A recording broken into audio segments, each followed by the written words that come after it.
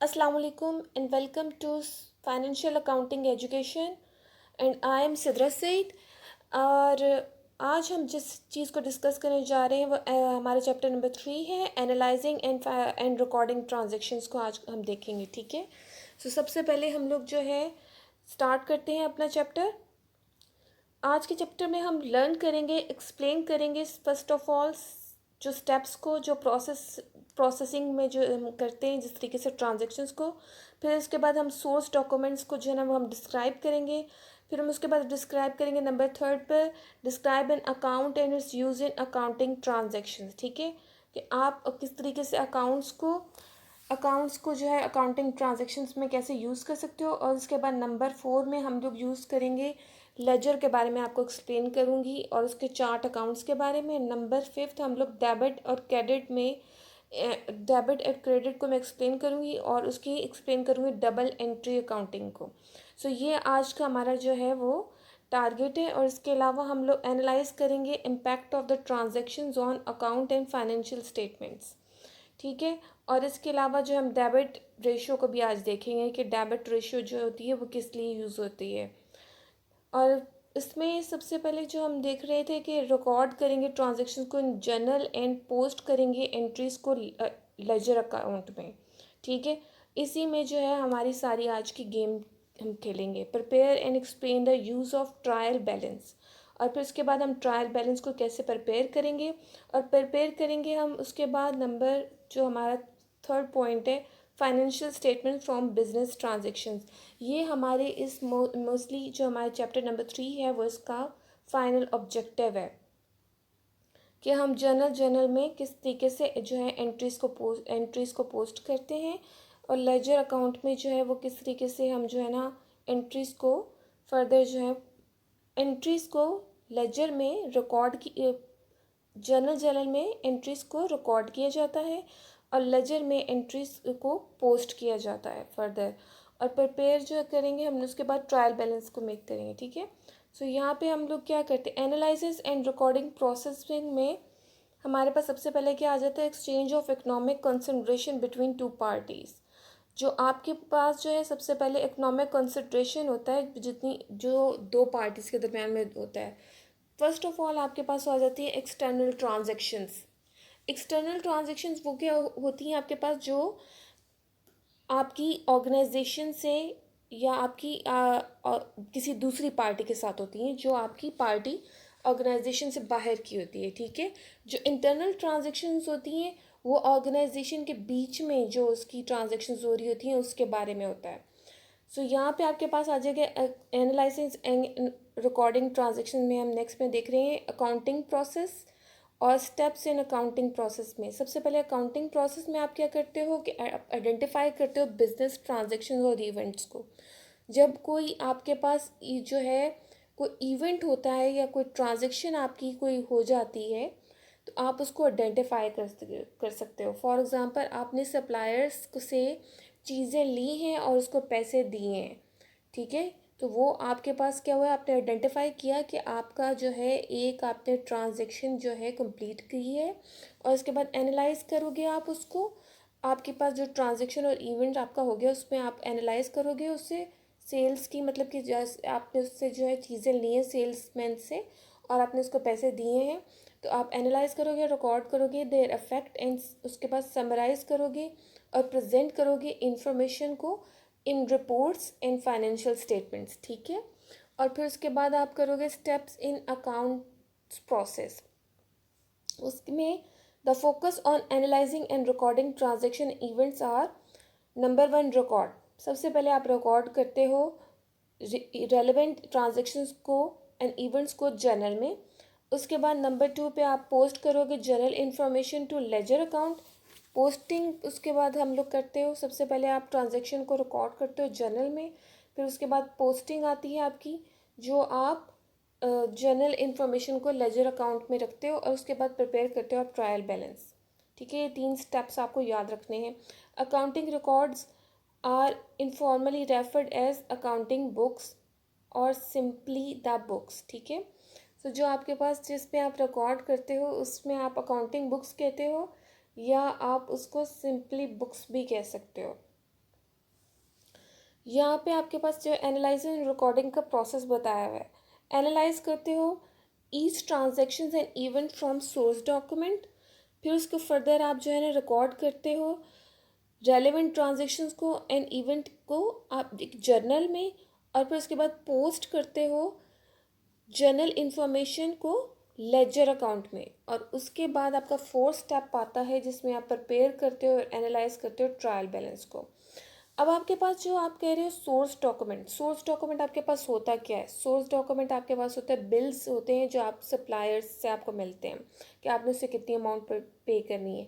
Purchase orders होते हैं जो आपको मिले हुए होते हैं कि कितना जो है आपसे कोई परचेज करना चाहता है, ठीक है। इसके बाद आपके पास बैंक स्टेटमेंट्स होती हैं, आपके पास सेल्स टिकट्स होते हैं, चेक्स होते हैं, एम्प्लॉय की एम्प्लॉयज़ के आपके पास अर्निंग रिकॉर्ड्स होते हैं। ये आपके पास क्या होते हैं? आपके तमाम सोर्स डॉक्यूमेंट होते हैं। The account and it's analysis.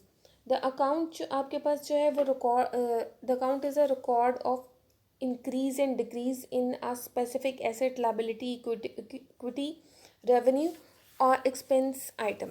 जो आपके पास अकाउंट होता है वो आपके रिकॉर्ड के लिए होता है कि आप इंक्रीज़ और डिक्रीज़ को जो है ना वो स्पेसिफिक जो आपका एसेट होता है उसमें आपका जो है अकाउंट जो है किस तरीके से इंक्रीज़ और डिक्रीज़ हो रहा है, या फिर आपका उसमें अकाउंट्स में कौन से होते हैं? आपके एसेट्स हो जाते हैं, लाइबिलिटी हो जाता है, इक्विटी, रेवेन्यू, एक्सपेंस और वाले आइटम्स होते हैं। The journal ledger is a record.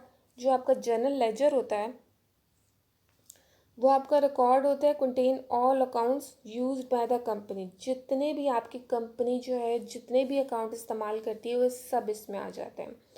अब आपके अकाउंट में आप इसकी द अकाउंट और उसको आप एनालिसिस कैसे करते हो? जो हमने बेसिक जो बैलेंस शीट की स्टेटमेंट पढ़ी थी, assets is equals to liabilities plus owners equity, तो वो ये आपकी स्टेटमेंट है जिसको हमारे जो है ना बेसिक स्टेटमेंट जिस पे हम एनालाइज कर रहे होते हैं। जो आपके पास एसेट्स अकाउंट आ जाता है, इसमें एसेट्स में आपके पास क्या कौन कौन से आ जाते हैं? एसेट्स के पास आपके आइटम्स कौन से होते हैं? कैश हो जाता है, अकाउंट रिसीवेबल्स हो जाता है, नोट रिसीवेबल्स हो जाता है, प्रीपेड अकाउंट हो जाता है, सप्लाईज हो जाता है, इक्विपमेंट हो जाता है, बिल्डिंग हो जाता है, लैंड हो जाता है। लाइबिलिटी अकाउंट में आपके पास कौन कौन से आ जाते हैं? अकाउंट्स पेबल आ जाता है, नोट्स पेबल आ जाता है, डिविडेंड पेबल आ जाता है, और इसके अलावा अनअर्न्ड रेवेन्यू आ जाता है, अक्रूड लाइबिलिटीज़ आ जाती हैं। ये अब आपके पास जो है ना कुछ चीज़ें आपने जो पिछले चैप्टर में नहीं पढ़ी थी, ये आपके अब उसमें ऐड नहीं थी, लेकिन इसमें जो है अब आप लोग देखोगे कि अक्रूड लाइबिलिटीज़ क्या होती हैं और डिविडेंड पेबल क्या होता है और आपके पास अनअर्न्ड रेवेन्यू क्या होता है। अच्छा, आपके पास जो है अनअर्न्ड रेवेन्यू आपका तो वो होता है जो आपका अर्न अभी आपने नहीं किया हुआ होता है, ठीक है। सो यहाँ पे आपका जो है ना रिटेन अर्निंग इक्विटी में आपके पास क्या आ जाता है? रिटेन अर्निंग आ जाती है, डिविडेंड डिक्लेयर आ जाता है, आपके पास एक्सपेंसेस आ जाते हैं, रेवेन्यू आ जाते हैं, कॉमन स्टॉक आ जाते हैं। और आपके पास जो है अकाउंट और इसमें एनालिसिस में जो आपने अभी देखा है अपनी पिछली स्लाइड में कि आपके पास जो है ये आपने पहले जो इक्विटी में सिर्फ ओनर्स इक्विटी आप लोगों को मिली हुई है कि सिंपल ओनर्स इक्विटी कितनी थी, तो आप लोगों ने वो लिखा हुआ है। लेकिन इसमें आपके पास जो है फर्दर आपके पास क्या आ रहा है कि आपके पास जो है इक्विटी में अब आप देखोगे कॉमन स्टॉक आ रहा है, डिविडेंड आ रहा है, रेवेन्यू आ रहा है, एक्सपेंसेस आ रहे हैं। तो कॉमन स्टॉक इक्विटी में हमारे एडअप होते हैं, डिविडेंड को हम लोग सब्ट्रैक्ट कर देते हैं, रेवेन्यूज़ को हम लोग एडअप कर देते हैं, और एक्सपेंसेस को भी हम सब्ट्रैक्ट करते हैं, क्योंकि हम डिविडेंड जो है हम लोगों को पे करना होता है जिन्होंने स्टॉक्स परचेज़ किए हुए होते हैं। तो जब हम उनको पैसा देते हैं तो हमारे पास से कैश भी जाता है, हमारे पास से इक्विटी भी इसमें से कम होती है। सो इसमें क्या होता है, डिविडेंड में हमारा सब्ट्रैक्शन हो जाता है। और जब हमारा जो है एक्सपेंसेस वो होते हैं जो हम बिजनेसेस को रन करने के लिए इस्तेमाल रन करने के लिए उससे जो है जो इस्तेमाल कर रहे होते हैं चीज़ें, उन पे हम खर्चा कर रहे होते हैं, या वो चीज़ें होती हैं जिसमें जो है हमारे बिजनेसेस को हम लोग ग्रो करने के लिए जो है थोड़ा बहुत खर्चा करते हैं, तो उसमें हमारे एक्सपेंसेस होते हैं, तो हम एक्सपेंसेस को भी हम यहाँ पे सब्ट्रैक्ट करते हैं। रेवेन्यूज़ जो है तो वो हमारे प्रॉफिट्स होते हैं जो हम लोग कमाई करते हैं, सो वो हमारे एडअप होते हैं। सो आपके ledger and chart of accounts. जो लेजर आपके पास होता है वो आपके पास क्या होता है? Laser is a collection of all accounts for an information system. ठीक है। जो लेजर है वो आपके कलेक्शन होता है तमाम अकाउंट्स की जो आपके इंफॉर्मेशन सिस्टम में होते हैं। The A company size and diversity of operation affects the number of accounts needed. जो कंपनी की साइज और डाइवर्सिटी ऑफ ऑपरेशंस होते हैं वो अफेक्ट करते हैं नंबर ऑफ अकाउंट्स को, कितने अकाउंट्स उसको चाहिए होते हैं। The chart of account Chart of accounts is a list of all accounts and includes and identify numbers for each account. जो यहाँ पे आपके चार्ट ऑफ अकाउंट्स हैं वो आपके लिस्टेड हैं कि और वो उसमें जो अकाउंट्स हैं उसमें जो आइडेंटिफाई नंबर के साथ आप लोग यहाँ पे चेक कर सकते हो, इस तरीके से लिखा हुआ होता है। कैश है, अकाउंट रिसीवेबल है, सप्लायर्स है, प्रीपेड इंश्योरेंस है, इक्विपमेंट है, अकाउंट्स पेबल है, अर्न रेवेन्यू है, कॉमन स्टॉक है, रिटेन अर्निंग्स है। इस तरीके से आप फर्दर देखोगे आपको डिविडेंड मिलेगा, कंसल्टिंग रेवेन्यू मिलेगा, रिटेन रेंटल रेवेन्यू मिलेगा, से आपके पास सैलरीज एक्सपेंस है। इस तरीके से आप ये सारे आप देख सकते हो। फर्दर आपके पास डेबिट एंड क्रेडिट आपके पास क्या होता है। डेबिट एंड क्रेडिट तो अब तक आप लोगों को पता चल गया होगा कि आपके पास डेबिट एंड क्रेडिट क्या होता है, लेकिन फिर भी मैं आपको एक्सप्लेन करती हूँ कि आपके पास जो है ना टी अकाउंट जो है ये आपका रिप्रेजेंट कर रहा है आपके लेजर अकाउंट को, ठीक है। और इसमें क्या है कि इसमें आपके जो है use to understand the facts of one और मोर ट्रांजेक्शन, जो आप इसकी एक या एक से ज़्यादा ट्रांजेक्शन्स हो रही होती हैं आप उसको एक्सप्लेन कर रहे होते हो। अगर कोई चीज़ आपकी जो है डेबिट हो रही है तो आपकी क्रेडिट भी हो रही होती है, आपकी लेफ़्ट और राइट साइड आपकी दोनों बराबर होती हैं, ठीक है। डेबिट जो होता है वो आपका लेफ़्ट साइड पे होता है और क्रेडिट आपका राइट साइड है। और यहाँ पे जो है अगर फॉर एग्ज़ाम्पल मैं सप्लायर्स को जो है पैसे दे रही हूँ और सप्लायर से चीज़ें ले रही हूँ तो इसका मतलब है कि मेरा जो है कैश जो है वो जा रहा है और सप्लायर्स जो है वो एडअप हो रही हैं। तो मेरा एक साइड जो है वो इंक्रीज़ हो रहा है तो एक साइड डिक्रीज़ हो रहा है, सही। आप कुछ ले रहे होते हो तो कुछ दे भी रहे होते हो।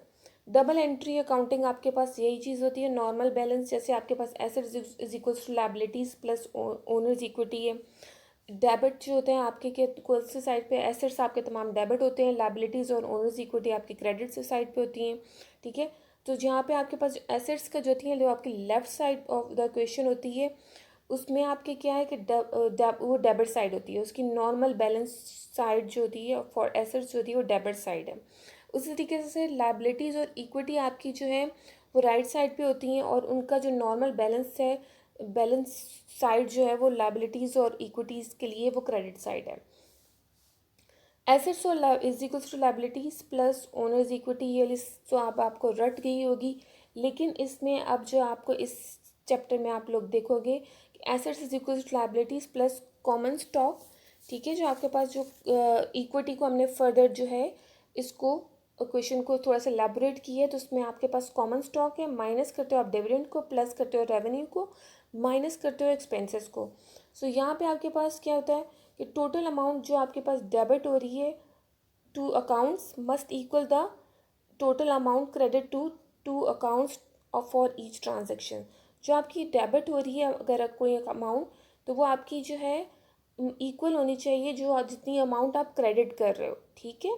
सो यहाँ पे sum of debit account balance is the ledger, जो आपका सम ऑफ डेबिट अकाउंट है जो आपका बैलेंस का है वो आपका लेजर है।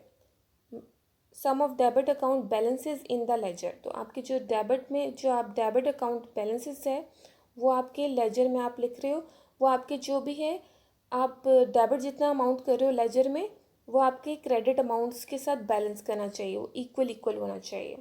सो यहाँ पे आप चेक कर सकते हो एसेट्स में आपके पास क्या है कि डेबिट आपके पास जो है अगर आपके एसेट्स डेबिट हो रहे हैं तो वो इंक्रीज़ होते हैं और अगर आपके एसेट्स क्रेडिट हो रहे हैं तो वो डिक्रीज़ हो रहे होते हैं।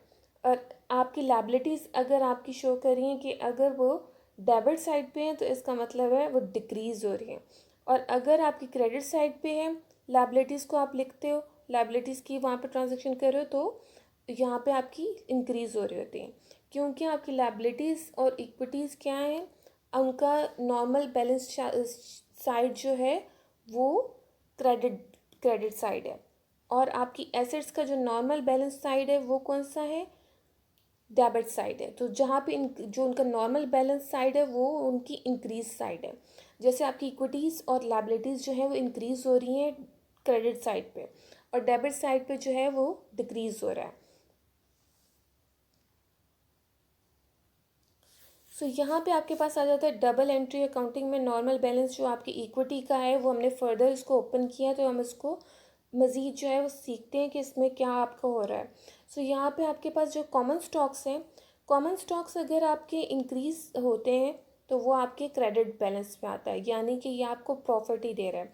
डिविडेंड्स क्योंकि आपके पास से जो है पैसा जा रहा होता है, तो इनका नॉर्मल बैलेंस साइड कौन सी वाली है, इनकी जो है आपके पास डेबिट साइड है, क्योंकि ये सब्ट्रैक्ट हो गए।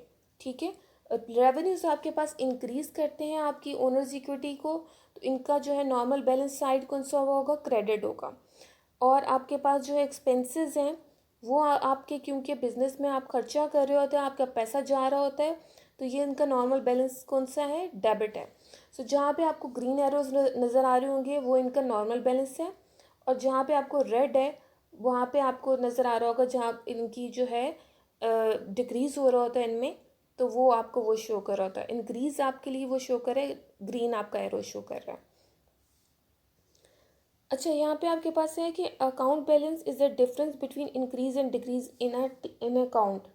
ठीक है, जो आपका अकाउंट बैलेंस है वो आपके शो कर रहा होता है। फॉर एग्जांपल यहाँ पे आपके पास कैश का जो है वो नॉर्मल बैलेंस आपको बताया गया है। अगर जो है कैश में आप लोग देखोगे investment in by owner for stock, तो आपके पास पैसा आ रहा है।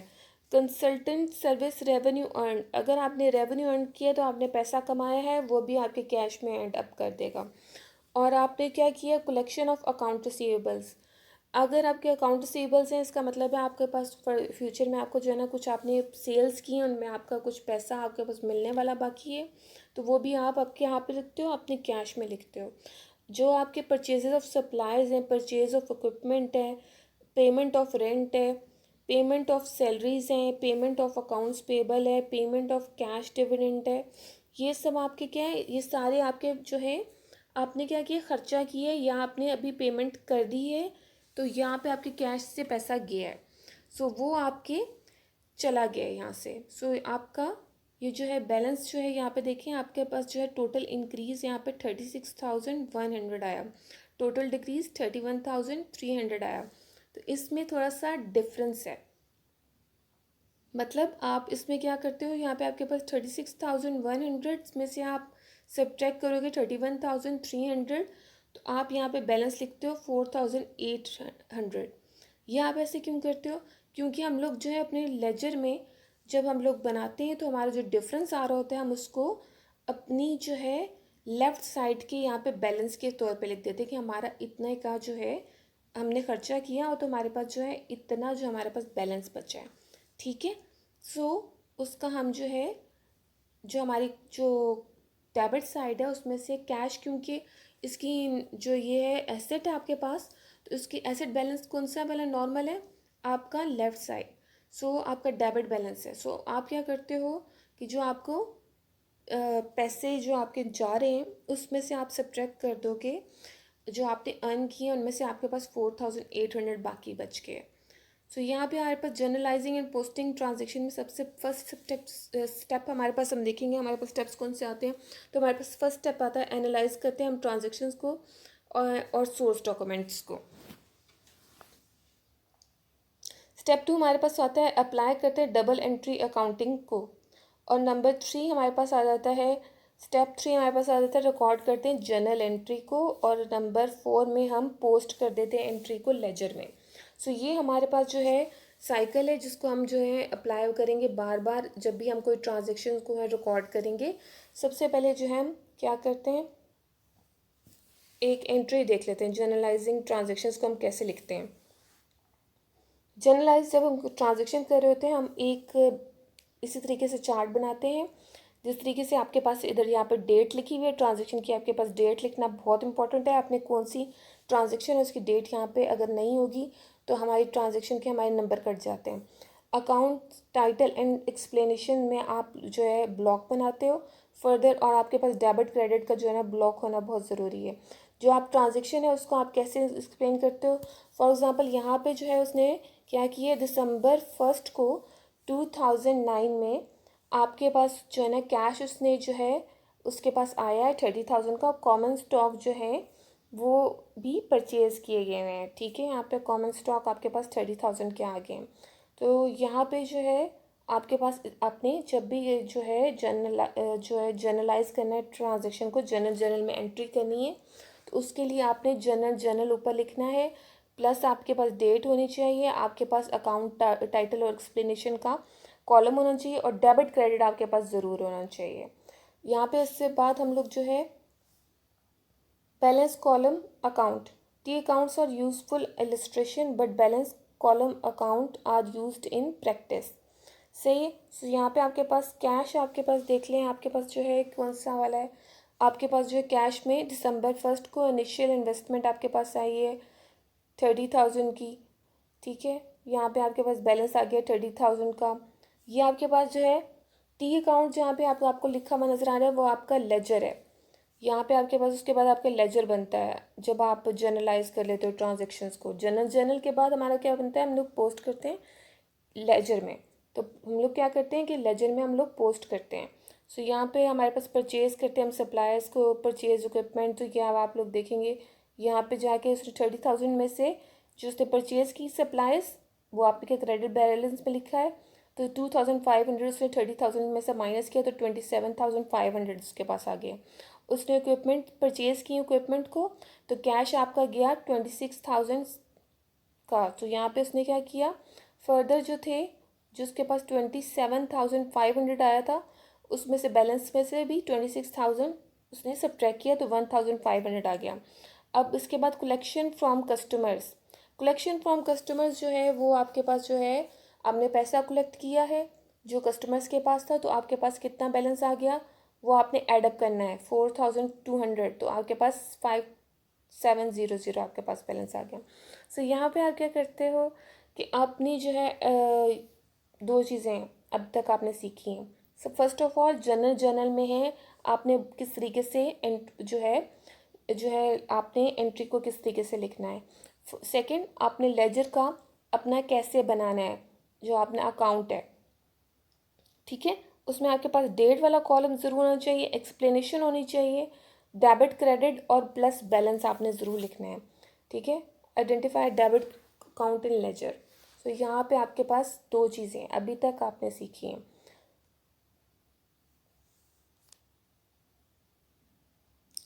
यहाँ पे वही बात है, आपके पास डेट ज़रूर होनी चाहिए दोनों में। जर्नल में भी आप डेट ज़रूर लिखते हो और आप लेजर में भी ज़रूर अपनी जो है जो अकाउंट नंबर है नीचे आपका दिसंबर 1 सेम डेट ही लिखते हो। दोनों में डेट में डिफरेंस नहीं होना चाहिए।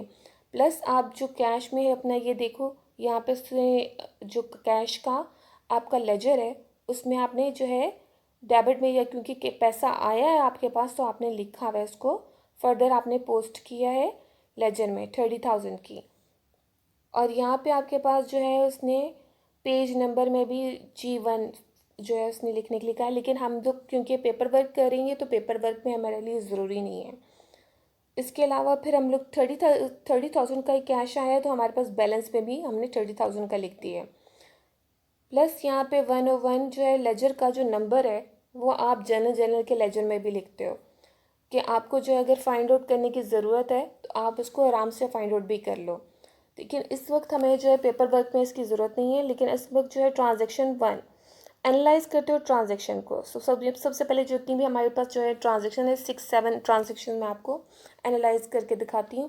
तो उसमें सबसे पहले जो है ट्रांजेक्शन 1 हमारे पास आ जाती है। शेयर होल्डर जो है invested 30,000 in fast forward on December 1। इसका मतलब है कि शेयर होल्डर्स ने इन्वेस्ट किए 30,000 फास्ट फॉरवर्ड में दिसंबर 1 को। तो इसका क्या मतलब है, पैसा आया हमारे पास, ठीक है, कैश आया 30,000 का जो आप लोग देख सकते हो। उसमें यहाँ पे जो है एनालाइज किस तरीके की है, एसेट्स लायबिलिटीज इक्विटी, ठीक है। कॉमन स्टॉक हमारे पास क्या हुआ है, परचेज हुआ है 30,000 का। और हम लोग कहते हैं डबल एंट्री सिस्टम है। डबल एंट्री सिस्टम में, डबल अकाउंटिंग एंट्री सिस्टम में क्या होता है कि अगर हम लोग जो है कोई चीज़ हमारे पास आ रही है तो हम लोग के पास से कोई चीज़ जा भी रही होती है। तो क्या हुआ है, इसमें शेयर होल्डर्स ने शेयर्स परचेज किए हैं तो वो हमारे क्या हो गए, जो हमारे कॉमन स्टॉक होल्डर्स जो होते हैं हमारे क्या होते हैं, ओनर्स इक्विटी में आएंगे, ठीक है। सो यहाँ पे हमारे पास 30,000 है, यानी कि वो ओनर है, उन्होंने 30,000 की इन्वेस्टमेंट की है, तो यानी कि 30,000 हमारे पास पैसा आया है। तो हम लोग यहाँ पे क्या करेंगे, यहाँ पे डबल एंट्री जो हम लोगों की जनरल में हम लोग क्या करें, कैश 30,000, कॉमन स्टॉक 30,000, ठीक है। प्लस आपके पास जो है, आप लोग देखोगे यहाँ पे आप लोगों ने पोस्टिंग की है किस में, लेजर में। पोस्टिंग जब हम किस में करते हैं, लेजर में करते हैं। तो हमारे पास दो अकाउंट हैं यहाँ पे बनेंगे, कैश और कॉमन स्टॉक। कैश हमारे पास कितना आया है यहाँ पे 30,000 का, तो वो हमारा डेबिट बैलेंस है।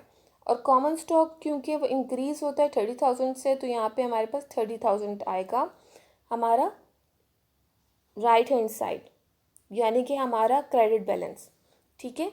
यानी कि कॉमन स्टॉक भी 30,000 से इंक्रीज़ हो रहे हैं और कैश भी 30,000 से इंक्रीज़ हो रहा है। ट्रांजेक्शन नंबर 2, ट्रांजेक्शन 2 हमारे पास कौन सी आ जाती है, फास्ट फॉरवर्ड ने क्या किया, परचेज़ किए सप्लायर्स बाय पेइंग $2,500 कैश।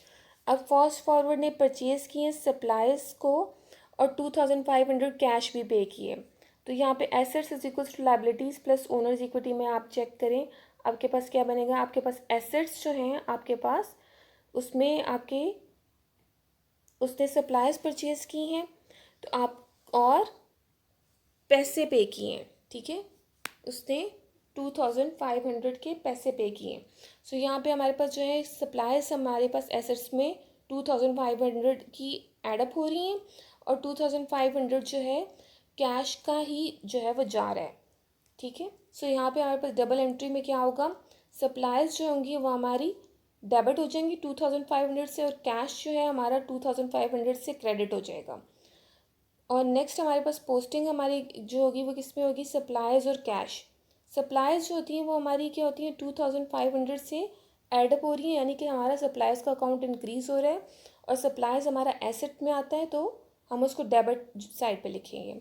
और कैश जो है क्योंकि वो हमारा जा रहा है, तो हम लोग किस में लिखेंगे, उसको अपनी क्रेडिट साइड पे लिखेंगे, क्योंकि कैश डिक्रीज तब होता है जब हम उसको क्रेडिट साइड पे लिखते हैं। 30,000 आप पहले फर्स्ट ट्रांजेक्शन की जो एंट्री हमने की थी कि 30,000 जो है इन्वेस्टमेंट आई है, वो आप देख सकते हो, उस पर नंबर 1 लिखा हुआ है, ठीक है। सो यहाँ पे नंबर 3 पे ट्रांजेक्शन आपके पास कौन सी वाली हुई है, fast forward purchase equipment bye paying $26,000 cash. Fast forward ने क्या किया, परचेज किया इक्विपमेंट को बाय पेइंग 26,000 कैश को। तो यहाँ पे आपके पास क्या आया कि आपने क्या किया, इक्विपमेंट परचेज किया है और पे किया है 26,000 कैश।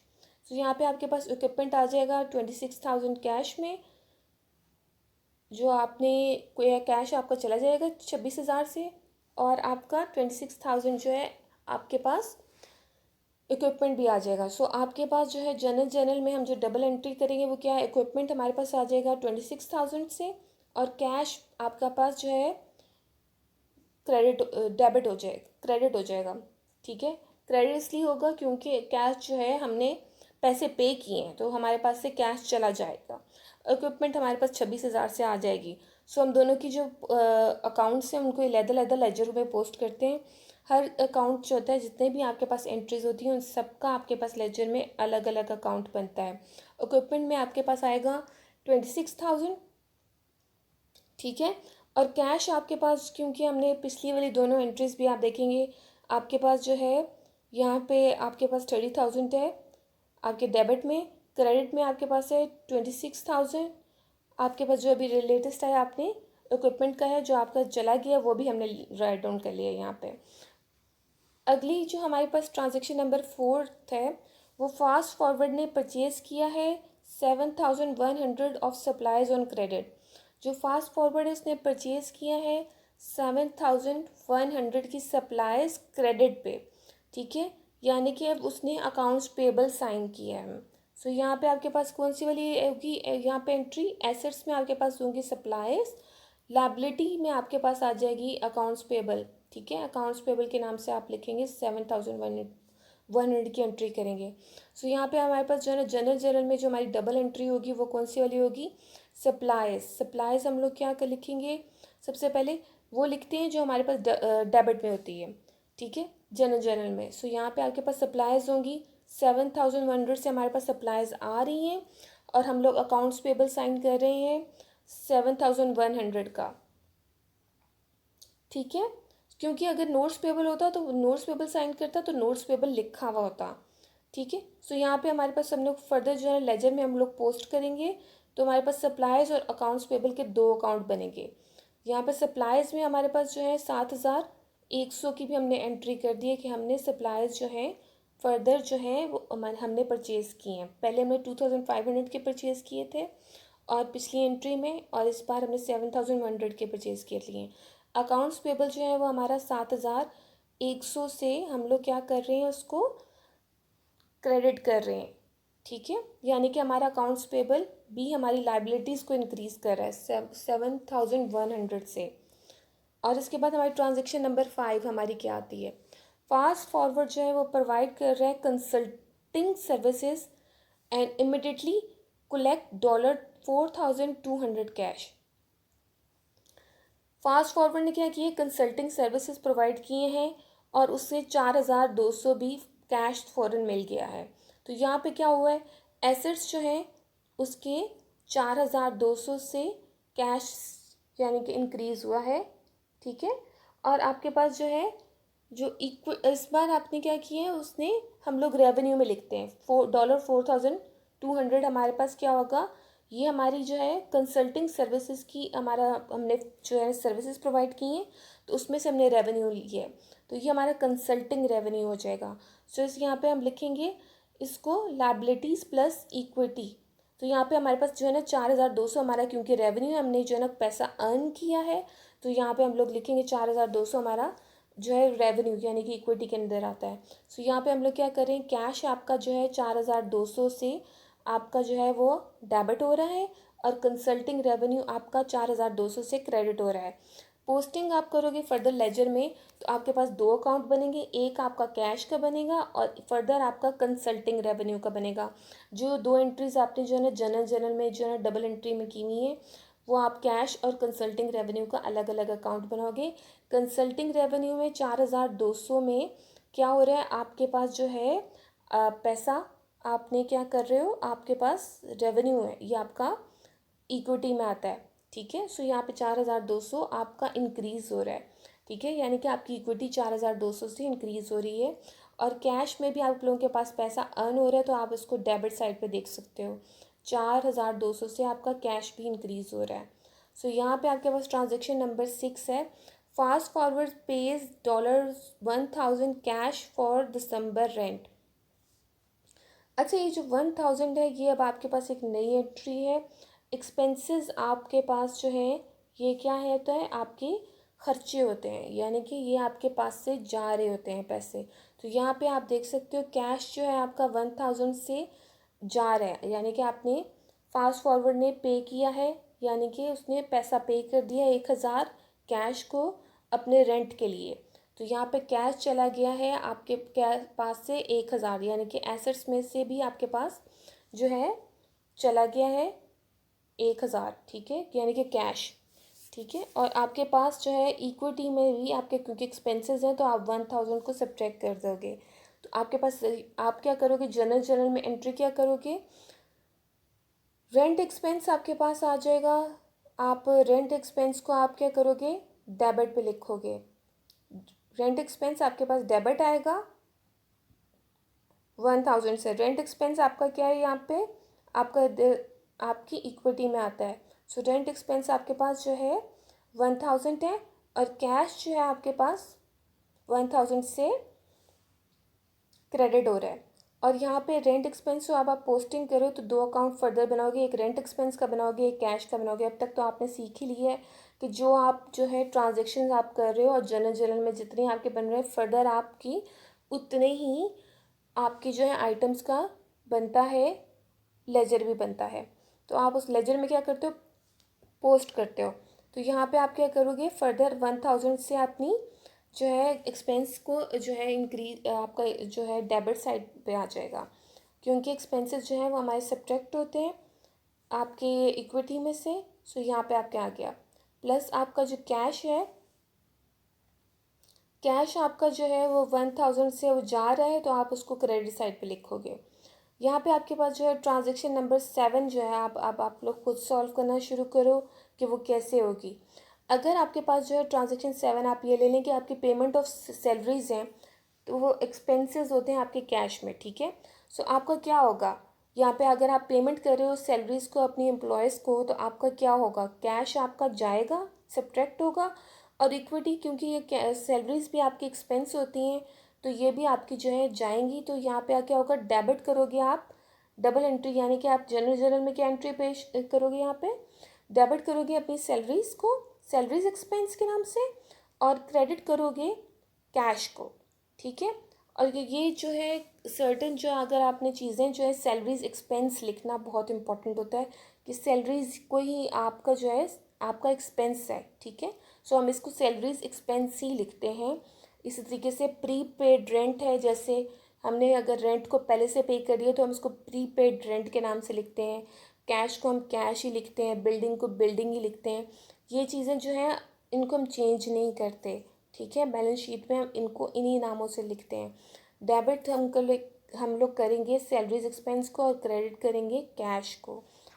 ट्रांजैक्शन 8 आपके पास क्या है, provide services and rent test facility for credit.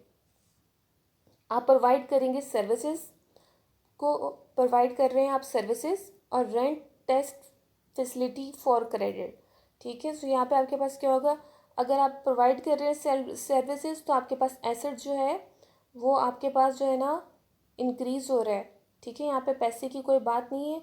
सो यहाँ पे आपके पास क्या है, वो rent test facilities for credit. तो यहाँ पे आपके पास जो है ना, आपने क्या किया, आपने यहाँ पे अपना रेवेन्यू जो है वो कुछ पैसा अर्न किया है कैश में। सो यहाँ पे आपको अभी वो मिला नहीं है, सो यहाँ पे आपने क्रेडिट पे वो किया है। तो वो आपने क्या किया, एसेट्स में अकाउंट रिसीवेबल्स में आपकी एंट्री इंक्रीज़ कर जाएगी। और आपने जो है इक्विटी में अपना रेवेन्यू भी आपका इंक्रीज़ करेगा, अभी आपको पैसे मिले नहीं हैं, ठीक है। तो आपने क्या करना है, एसेट्स में अकाउंट रिसीवेबल्स आपका इंक्रीज़ करेगा और इक्विटी में आपका रेवेन्यू इंक्रीज़ करेगा। और यहाँ पे आपके पास फर्दर आपके पास डबल एंट्री आपके पास कौन सी वाली होगी, जो आप जनरल में पोस्ट करोगे, डेबिट करोगे अकाउंट रिसीवेबल्स को और क्रेडिट करोगे अपनी कंसल्टिंग रेवेन्यू को एंड क्रेडिट रेंटल रेवेन्यू को, क्योंकि वो रेंट जो है ना वो रेंट पे टेस्ट फैसिलिटीज़ दे रहा है। सो यहाँ पे आपकी जो है कंसल्टिंग रेवेन्यू और आपकी जो है क्रेडिट रेंटल रेवेन्यू आपका जो है वो इंक्रीज़ करेगा, सही है। अब आपकी ट्रांजैक्शन नंबर 9 कौन सी है, receipt of cash from account receivable. अगर आपका रिसिप्ट ये लिखा हुआ हो कि receipt for cash from account receivable आपके पास कहीं पे आ रहा है, तो इसका मतलब क्या होता है कि आपका जो अकाउंट रिसीवेबल है वो कैश में कन्वर्ट हो रहा है, तो आपका एसेट्स जो है वो इंक्रीज़ कर जाएंगे। और आपके दूसरी साइड पे आपके सब्ट्रैक्ट करेंगे एसेट्स, आपके अकाउंट रिसीवेबल्स आपके यहाँ पे क्या होगा, डिक्रीज़ कर जाएंगे, सही है। यानी कि आप अब आपके एसेट के अकाउंट में ही एंट्री हो रही है, कैश आपका इंक्रीज़ कर जाएगा और आपके अकाउंट रिसीवेबल्स आपने क्योंकि अकाउंट रिसीवेबल्स को कैश में कन्वर्ट कर दिए, सो अब आपके अकाउंट रिसीवेबल्स कम हो जाएंगे। तो अब आपके यहाँ पर जनरल में आपकी कौन सी वाली एंट्री होगी, आप डेबिट करोगे कैश को और क्रेडिट कर दोगे अकाउंट रिसीवेबल्स को। अब 10th जो है वो अपनी जनरल की जो है एंट्री चेक करें क्या होगी हमारे पास, पेमेंट ऑफ अकाउंट्स पेबल। अब आपकी जो पेमेंट है, अगर आपने अकाउंट्स पेबल की पेमेंट कर दी है तो अब आपके पास कौन सी वाली डबल एंट्री होती है, कैश जो होता है वो आपके पास जो है एसेट्स या कैश में से आपके पास क्या होता है, एसेट्स आपका होता है कैश, तो वो आपके जब आप पेमेंट करते हो अकाउंट्स पेबल को तो आपका कैश जाता है, ठीक है। तो आप सब्ट्रैक्ट कर देते हो एसेट्स, यानी कि कैश आपका कम हो जाएगा, लाइबिलिटीज़ में आपका अकाउंट्स पेबल जो है वो भी कम हो जाएगा। सो अब आप लोग जनरल में कौन सी एंट्री पे पुट करते हो, डेबिट करते हो अकाउंट्स पेबल को और क्रेडिट करोगे कैश को। अब आपकी ट्रांजैक्शन नंबर 11 क्या कह रही है, पेमेंट ऑफ कैश डिविडेंड। अगर आप डिविडेंड पे करोगे तो अब आपका पास कौन सी वाली एंट्री होगी, आपके पास जो है एसेट्स में आपके पास क्या आएगा, एज कैश, क्योंकि आप डिविडेंड पे कर रहे हो, ओनर्स को थोड़ा सा पैसा दे रहे हो, उनका मुनाफा दे रहे हो, उनका प्रॉफिट दे रहे हो, थोड़ा सा प्रॉफिट में से हिस्सा दे रहे हो, तो आपका कैश क्या होगा, वो जाएगा।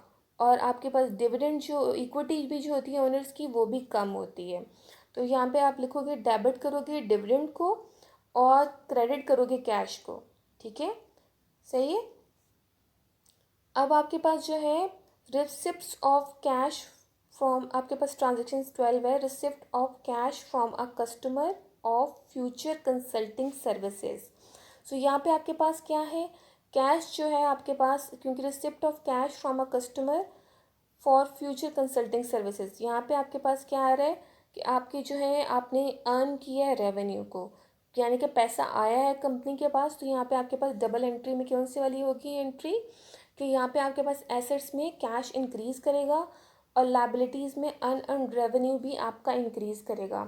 डेबिट करोगे कैश को और क्रेडिट करोगे अनअर्न कंसल्टिंग रेवेन्यू को। सही है। सो इसी तरीके से फर्दर हमारे पास जनरल की हमने एंट्रीज हैं की नहीं है, ये सारी आप खुद चेक करोगे। ट्रांजेक्शन नंबर 13 जो है, ट्रांजेक्शन नंबर 13, 14, 15, 16, ये अब आप खुद ही करके देखोगे कि आपको जो है ना इसमें क्या समझ आया है। ठीक है, सो यहाँ पे आप जो है इनको फर्दर जो है आप देख सकते हो कि जो है यहाँ पे आपके पास फॉर एग्ज़ाम्पल आपके पास जो ट्रांजेक्शन नंबर 15 है, ये payment of utility expenses in cash. इसमें आपके पास जो है अगर आपके ये एक्सपेंस आपका यूटिलिटी एक्सपेंसेस आपके क्या है, आपके जितने भी एक्सपेंसेस हैं जो आपके क्या होता है कि आपके पैसे जितने भी जा रहे होते हैं उनमें कैश आपका जा रहा होता है, और सैलरीज एक्सपेंस भी आपकी आप आपकी जो होती है आपका इक्विटी आपकी डिक्रीज़ हो रही होती है। सो यहाँ पे जो आपका आपको तो पता है कि जहाँ पे आप लोगों की जो ट्रांजेक्शन नंबर 14 है, 15 है और 16, ये आप तीनों जो है चेक करोगे खुद कि ये कैसे होती हैं। मैंने अभी आपको पिछली जो है ना एक दो एक्सपेंसेस की बताई हैं कि किस तरीके से एक्सपेंस होता है। तो ट्रांजेक्शन नंबर 13 जो है वो आपके लिए कुछ नहीं होगी, क्योंकि यहाँ पे आपके पास पे cash for future insurance coverage, जो आपके पास आप कैश को पे कर रहे हो कि आपकी फ्यूचर इंश्योरेंस कवरेज के लिए, उसमें आपका क्या होगा कि कैश आपका जो है एसेट है, तो वो आपका जो है सब्ट्रैक्ट होगा, क्योंकि आपने इंश्योरेंस को आप जो है पहले से जो है पे कर रहे हो। ठीक है, जो आपने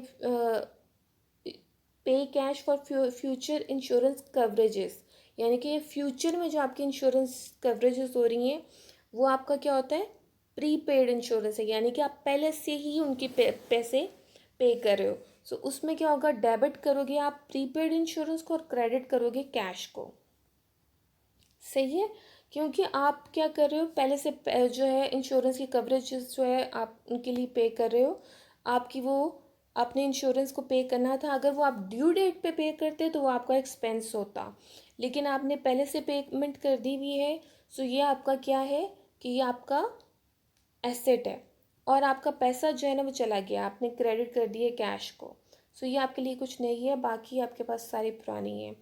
और आफ्टर जो है आपके जितनी भी आपने जो है वो करते हो, आपने जितनी भी एंट्रीज की हैं, उसके बाद आप जो है थर्ड आपके पास कौन सा था, ट्रायल बैलेंस आपने बनाना था। ट्रायल बैलेंस आपके पास list of all account balances होता है, जो आपने general in the general ledger में जितने भी आपने जो होते हैं लेजर में जितनी भी पोस्टिंग की है, उसके आप जो है आपकी लिस्ट ऑफ अकाउंट्स इसमें मैनेज करते हो। आपके पास जो है ना एक ट्रायल बैलेंस बन जाता है, जो आपने उसमें फर्दर जो है उसको बैलेंस किया होता है। अगर the books are in the balance, the total debit will equal the total. ठीक है, आपका डेबिट और क्रेडिट आपका ट्रायल बैलेंस में भी आपके पास बिल्कुल इक्वल इक्वल आना चाहिए। चलिए हम थोड़ी सी ना एक्सरसाइज करते हैं यहाँ पे, जो आपके 6 स्टेप्स से जो searching for the correcting error, यहाँ पे आपके जो है उसमें ये पूछा हुआ है कि आपके करेक्टिंग एरर्स के लिए आपने जो है वो कौन से वाले अपने ट्रायल बैलेंस पे यूज़ करने हैं। अगर आपका ट्रायल बैलेंस जो है, if the trial balance does not balance, अगर आपका ट्रायल बैलेंस जो है वो बैलेंस नहीं होता, जैसे आपका जो है बैलेंस हो गया हुआ था, अभी हमने पीछे देखा था कि आपका ट्रायल बैलेंस हो गया था। फॉर एग्जांपल अगर आपका ट्रायल बैलेंस भी वो बैलेंस नहीं होता है, तो मेक श्योर जो आपका ट्रायल बैलेंस है कॉलम आर करेक्टली एडेड। तो आप क्या करते हो कि आप फिर से जो है ना ये 6 स्टेप्स को फॉलो करते हो। फर्स्ट स्टेप आपका होता है कि आप ट्रायल बैलेंस में चेक करते हो कि आपका जो जितने भी हैं वो क्या करेक्टली एडेड हैं इसमें कि नहीं है। फर्स्ट स्टेप आपका ये है कि सबसे पहले आप चेक करते हो ट्रायल बैलेंस को कि आपके जितने भी कॉलम्स आपने जो बनाए हुए हैं उनमें आपने क्या सब में करेक्टली ऐड किया हुआ है। जितने भी आपके ट्रांजेक्शन्स थी, जितने भी आपने लेजर में पोस्टिंग की थी, जितना आपका बैलेंस आ रहा था, क्या आपने वो सही ऐड अप किया हुआ है यहाँ पे। नंबर 2 आप क्या करते हो, मेक श्योर करते हो account balances are correctly enter from the ledger. आप मेक श्योर करते हो कि जो आपके बैलेंसेस जो हैं वो करेक्टली एंटर किए हुए हों लेजर से, ठीक है। और इसके अलावा आप नंबर 3 चेक करते हो कि क्या आपका सी इफ डेबिट और credit account are mistakenly placed on the trial balance. कहीं आपका डेबिट और क्रेडिट अकाउंट जो है वो मिस्टेकनली जो है वो आपने कहीं गलती से कहीं इधर उधर तो प्लेस नहीं कर दिया हुआ। नंबर 4 आप चेक करते हो recompute each account balance in that, ठीक है। सो आप क्या करते हो रिकम्प्यूट करते हो कहीं आपके जो है कैलकुलेशन में तो कोई गलती नहीं आ रही है। नंबर 5 आप कहते हो verify that each journal entry is posted correctly. आप वेरीफाई करते हो कि आपकी जितनी भी जर्नल एंट्री हैं वो करेक्टली पोस्ट हो चुकी हुई हो। नंबर 6 आप करते हो verify that each original journal entry has equal debit and credit. और आप चेक करते हो कि जितनी भी इक्वल आपने जितनी भी ओरिजिनल जो जर्नल एंट्री की हैं उसमें क्या आपने इक्वल जो है डेबिट और क्रेडिट जो है चेक आपने जो है लिखा है या उसमें कोई गलती आ रही है, ठीक है। सो ये आपको सारे चेक करना पड़ता है, इसलिए आप बहुत ध्यान से बहुत देख के जो है आप अपनी जर्नल में एंट्रीज करते हो, लेजर में पोस्ट करते हो और फिर उसके बाद ट्रायल बैलेंस बनाते हो, ठीक है। सो इसके बाद हमारे पास जो होता है use a trial balance to prepare financial statements, ठीक है। इसको हम क्या करते हैं ट्रायल बैलेंस के बाद हम लोग क्या करते हैं, हम लोग जो है बैलेंस शीट वगैरह पे आ जाते हैं, ठीक है। बिगनिंग बैलेंस शीट से हम लोग जो है फर्दर इनकम स्टेटमेंट में आपको पता है आपके रेवेन्यू और एक्सपेंसेस जो हैं वो दोनों आते हैं। ये आपके फर्दर जो है ओनर्स इक्विटी का पार्ट होता है, लेकिन हम लोग जो है इसको इनकम स्टेटमेंट में लिखते हैं। स्टेटमेंट ऑफ रिटेन अर्निंग भी मैं आपको बताऊंगी बाद में, स्टेटमेंट ऑफ कैश फ्लो भी हम लोग बाद में सीखेंगे।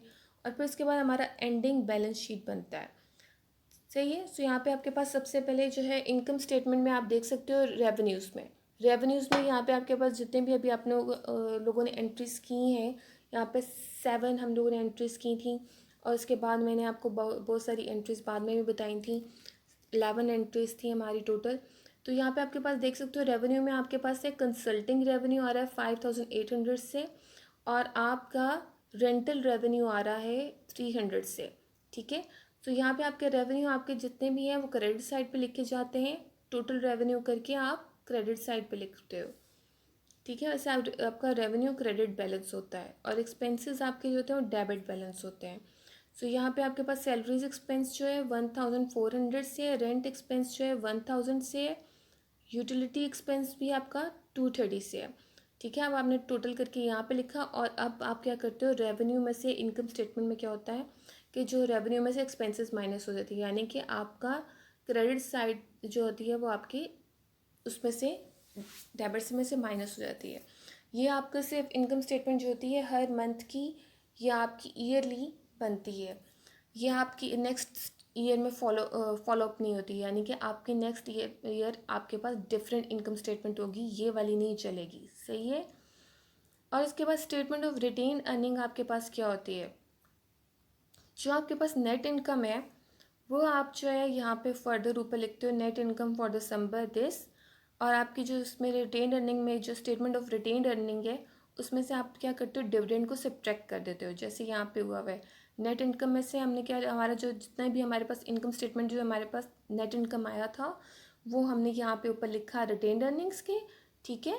और फिर उसके बाद जो है हम लोग लिखते हैं लेस किया इसमें से डिविडेंड यहाँ पे 200। सो यहाँ पे हमारे पास जो है फर्दर बैलेंस आ जाता है। इनकम स्टेटमेंट हम लोग इसी तरह बनाते हैं और रिटेन अर्निंग भी हम लोग ऐसे ही बनाते हैं, सही है। और इसमें आपके पास क्या आता है फर्दर आपके पास जो आपने बैलेंस आ रहा है रिटेन अर्निंग का 3270, वो आप कॉमन स्टॉक के नीचे लिख देते हैं रिटेन अर्निंग के नाम से 3270। ठीक है, तो ये आपके पास टोटल इक्विटी आ जाती है 33270, यहाँ पे आपके पास आ गया। सही है। सो अब हमारे पास जो है इस चैप्टर में हमारे पास अच्छा खासा काम है। जो डेबिट रेशियो है वो आपके पास क्या हो जाती है? डेबिट रेशियो आपके पास होता है रिलेशनशिप जो आपको डिस्क्राइब कर रही होती है, relationship between the amounts of company liabilities और एसेट्स में। ठीक है, सो यहाँ पे आपके पास डेबिट रेशियो होती है total liabilities divided by total assets. जो टोटल लायबिलिटीज़ को अगर हम डिवाइडेड बाय टोटल एसेट्स करते हैं तो हमारे पास जो है वो हमारे रिस्क बिजनेस में जो हमारा रिस्क होता है, जो कंपनी विल फेल टू पे इट्स डेब्ट। ठीक है, अभी आप ये सिंपली यही समझ सकते हैं कि यहाँ पे जो कंपनी को वो चेक करते हैं कि कहीं ऐसा तो नहीं है कि लायबिलिटीज़ जो हैं वो एसेट्स से ज़्यादा हो गई हों। अगर कंपनी की जो लायबिलिटीज़ हैं वो कम है और एसेट्स ज़्यादा हैं, तो इसका मतलब है कि बिज़नेस में जो है अभी इतना कोई रिस्क नहीं है। लेकिन ये हम लोग जो है ये स्टेटमेंट जो रेशियो है हम लोग यूज़ करते हैं कंपनी के जो है रिस्क को एनालाइज करने के लिए। ठीक है, कि वो अपना डेप्थ पे कर सकता है कि नहीं पे कर सकता। ठीक है, सो ये हमारा जो है ना एंड हो गया है हमारे आज के सो ये आज के लेक्चर का एंड है। ठीक है, सो यहाँ पे आज का लेक्चर हम लोग एंड करते हैं और नेक्स्ट में मैं आपको फर्दर जो है पोस्टिंग जो है वो लेजर में कैसे करनी है वो मैं आपको डिटेल में फिर से नेक्स्ट लेक्चर में बताऊँगी। Okay, thank you.